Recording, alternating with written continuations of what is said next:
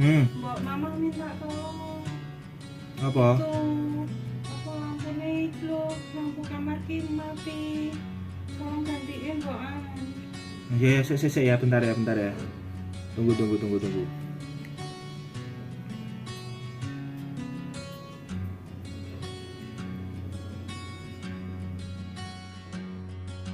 A few moments later. Iya dah, kok kesuwen mbok tolong toh. Ya, ini loh. Bentar nih loh, ah. Mama tuh minta tolong iki, mama takut. Iya, bentar iki loh, bentar. Nek disuruh ki mbok sing satset ngono lho. Ora. Iki lho, tugasnya iki lho sik to, Mah.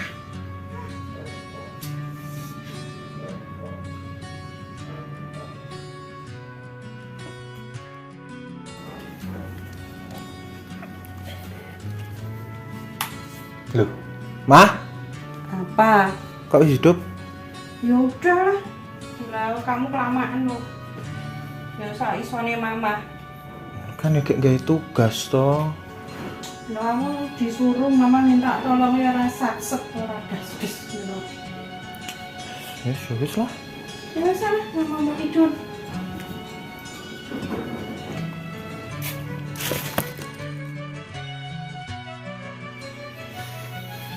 Selamat sore, selamat malam, selamat pagi, selamat siang semuanya. Kembali lagi bersama saya Joshua Cikal Perwira.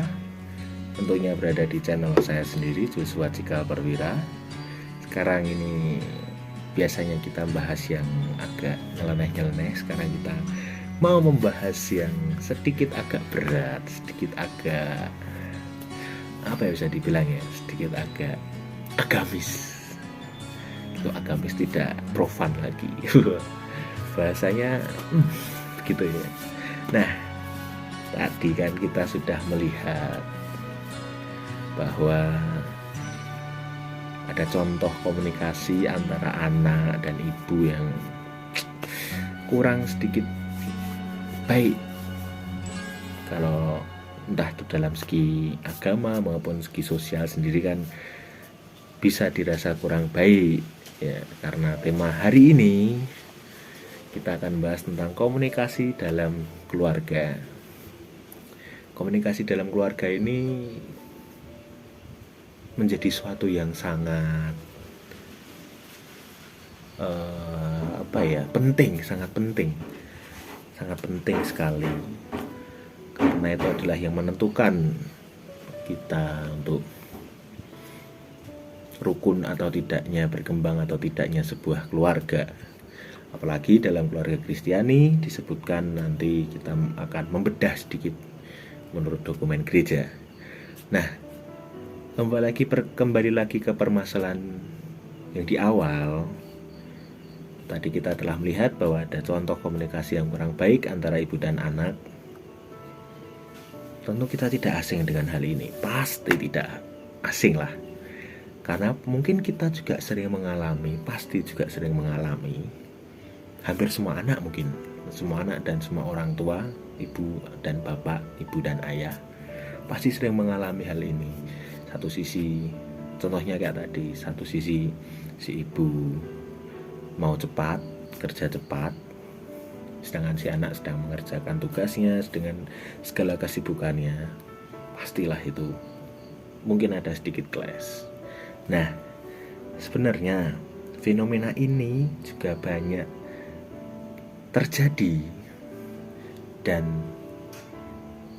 bisa dikatakan suatu keberuntungan, juga dikatakan suatu kemunduran, karena hal ini juga di-up di media sosial. Ya, kita sebut saja Instagram atau TikTok yang sekarang sedang booming. Instagram atau TikTok ini sering menampilkan lah, ya mungkin satu bermaksud edukasi, ada satu sisi konten itu bermaksud edukasi, tapi satu sisi konten juga dia seringkali meluapkan keresahannya dalam bidang keluarga, mungkin terutama si anak. Oh, kok ibuku gini gitu. Nah, di dalam konten ini, di konten-konten yang ada di media sosial itu ada 3 permasalahan biasanya. 3 permasalahan besar, yaitu ada berpura-pura atau bukan berpura-pura dengan menganggap keluarganya itu sebagai broken home yang isinya cuma isinya cuma kerah itu perselisihan. Lalu juga ada bare necessities yang sekarang sedang booming itu, bare necessities yang lagunya kayak gitulah. Dan juga ini seorang anak yang ngamuk meminta sesuatu secara berlebihan, masih ngamuk sampai ngamuk gitu ya. Mungkin ini juga menunjukkan mentalitas kita yang terutama anak muda ya, mungkin tidak semua tapi juga hampir semua. Setengah dari kita lah, kita buat setengahnya aja biar tidak hyperbol. Begitu, setengah dari kita mungkin menganggap bahwa contohnya bare necessities itulah. Bare necessities itu kan suatu kewajiban yang sudah biasa. Contohnya kalau segi orang tua itu menyekolahkan, memberi makan dan memelihara sebagainya. Tapi kan di satu sisi itu juga membutuhkan effort yang tidak sedikit. Bukan effort yang tidak sedikit. Para orang tua harus mencari nafkah dan sebagainya. Tapi di sisi lain anak juga sayang sama orang tua, itu juga mungkin bare necessities tapi nggak bisa dilakukan semua anak. Begitu. Nah, tentunya hal ini itu bisa dipastikan tidak sesuai dengan apa yang diajarkan oleh masyarakat dan terutama gereja, karena kita kan konteksnya ini Katolik, dokumen gereja Katolik. Jadi dalam dokumen gereja ada satu itu namanya Familia Consortio. Itu diceritakan bahwa terutama artikel 18 paragraf 1, keluarga yang didasarkan pada cinta kasih serta dihidupkan olehnya merupakan persekutuan pribadi-pribadi antara suami dan istri, orang tua dan anak-anak, anak-anak dan saudara. Tugasnya yang pertama yaitu adalah setia menghayati kenyataan persekutuan, disertai usaha terus-menerus untuk mengembangkan rukun hidup yang autentik, yang khas antara pribadi-pribadi.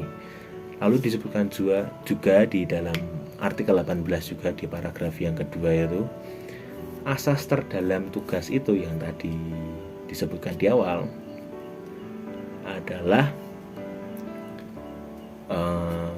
cinta kasih yang terus-menerus. Tanpa cinta kasih itu, keluarga bukanlah rukun hidup antar pribadi-pribadi dan tidak dapat berkembang atau menyempurnakan diri sebagai persekutuan jika tidak ada komunikasi. Nah, yang ketiga, artikel ketiga ini, cinta kasih antara suami dan istri, dan dijabarkan dari situ secara lebih luas, cinta kasih antar anggota keluarga itu dan juga kaum kerabat dan anggota serumah tangga dihidupkan dan ditopang oleh dinamisme intern, dinamisme dalam keluarga sendiri yang tidak kunjung henti, terus menerus, dan mengantar keluarga kepada persekutuan yang lebih mendalam dan intensif, dan juga mendasari serta menjiwai rukun hidup pernikahan dan keluarga. Gitu. Di keluarga Katolik itu selalu mendasarkan pada kerukunan dan cinta kasih, harusnya gitu. Mungkin ini ada sedikit contoh untuk bagaimana kita seharusnya sebagai orang tua dan sebagai anak juga dalam menyikapi hal ini. Sedikit contoh simpel lah.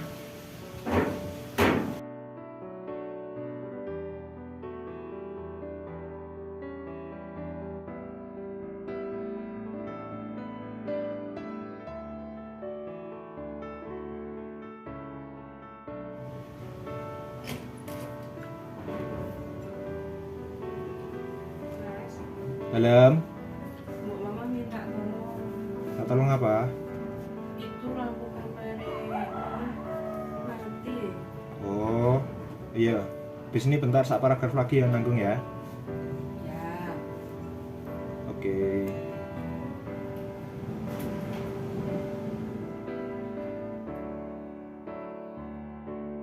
A few moments later. Mana mah? Lampu nih? Itu. Di sana udah. Oh, sudah. Oh iya. Iya. Ya.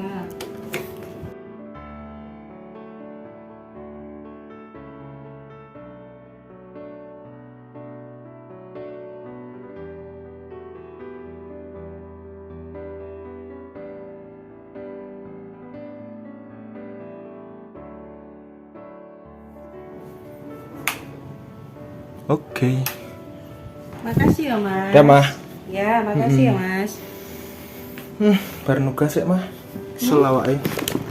So, Mau bar nge-grab, bar apa jenenge? Nugas bareng. Selawake. ya istirahat saya.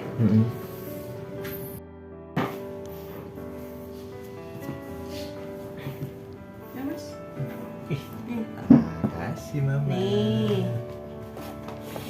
Ini udah anu sih. Nah. Iki Natalan ceritanya. Iya. Anu, tadi kita apa jenenge nge-grab-e Iya. entuk kene Mbah kene iki Mhm. langsung ning Semarang. Ning Poncol. Walah. Lah terus piye jare Poncol banjir? Ya untungnya mau ora sih. Nanti kan aku pas ngabari mama banjir itu tuh, Mhm. itu pas aku setelah dapat Oh, nganu dari gitu. info dari teman dia bisa dari Poncol, aku langsung ke tengah mergo wis mendung. Oh, gitu. Yes. Semono kuwi akhirnya udan-udanan ning Semarang lah. Tapi terus Kan. piye? Tapi kan udah mesti ada halangan opo piye?